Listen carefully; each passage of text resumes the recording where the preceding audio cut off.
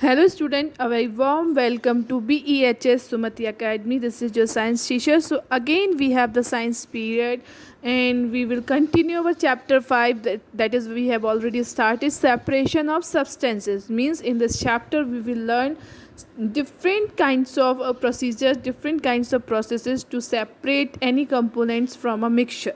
So today we have a new process for the separation of substance, that is centrifugation. Okay, centrifugation. So we will learn about this process. So we have a new process that is called centrifugation. Okay, centrifugation. If in the previous live class we have learned about the filtration. So with the process of filtration, we can separate insoluble solid particles. Okay, from a liquid. Now, if we are talking about a new process, centrifugation, that means if the particles, if the insoluble solid particles, if the impurity particles are so tiny that they can easily go through inside the filtrate, or we can say inside a cotton fabric or muslin fabric, then how we will filter that mixture, or how we will separate from this type of mixture. So if the particles are very small, very tiny, or they can easily pass through the filter paper, so we can separate these types of insoluble properties with the process of centrifugation. Okay, or we can also call by churning. Okay, churning, we can call this process as a centrifugation or churning. Okay, so now we have to learn what is the process of centrifugation, means how it works. So basically in this method of separation, or in this process of separation, first the mixture which contains suspended particles, or the mixture which is containing some insoluble property impurities, so these particles first rotated at very high speed. Okay, the mixture is rotated at very high speed. As we can take the example of mixer, whenever we have to grind anything, so we just rotate the grinder rod at very high speed. Okay, so same in this centrifugation process, the mixture is rotated at very high speed in a centrifugal machine. Okay, centrifugal machines, as you can see in the picture also, this is a centrifugal machines.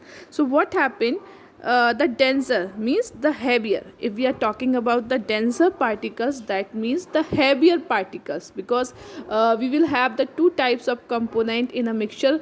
One type which has the lighter weight than the another. So now we are talking about the denser particles, or the heavier particles settles down at the bottom of the container. So when we rotate the mixture at very high speed, so what happened, the heavier particles will settle down at the bottom of the container, and the lighter weight, or the lighter components stay up at the top. Okay, so in this way, now what happened, when we rotate that mixture at very high speed, so the heavier particles now has settled at the bottom of the container, and the lighter weight components, now they are on the top of the container. So in this way we can separate both types of components which is present in a single mixture. So now if we are talking about the example how we can find, so at our home we have seen this process so many times, like whenever our mother tries to separate cream from milk.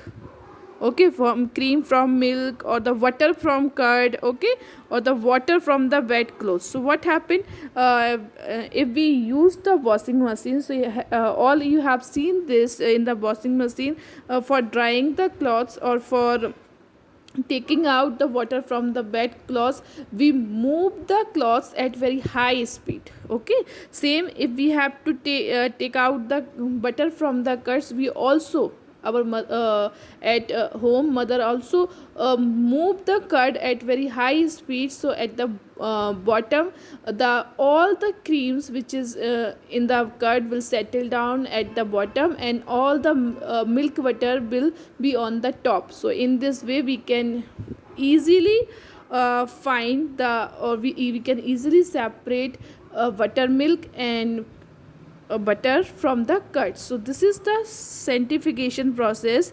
And whatever process we are learning in this chapter, be all these process be used in our daily life. Okay, this is not a new thing which we are learning in this chapter. These all things we are doing at our daily life. The only difference is this, that we are learning this process in a scientific way.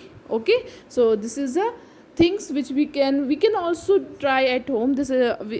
We also have the activity related to this process, which is the activity 7.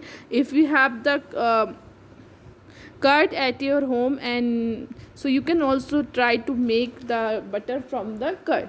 Okay, it is not compulsory that each and every student will do this. If you have this thing at home, you can try it. So this is the centrifugation process.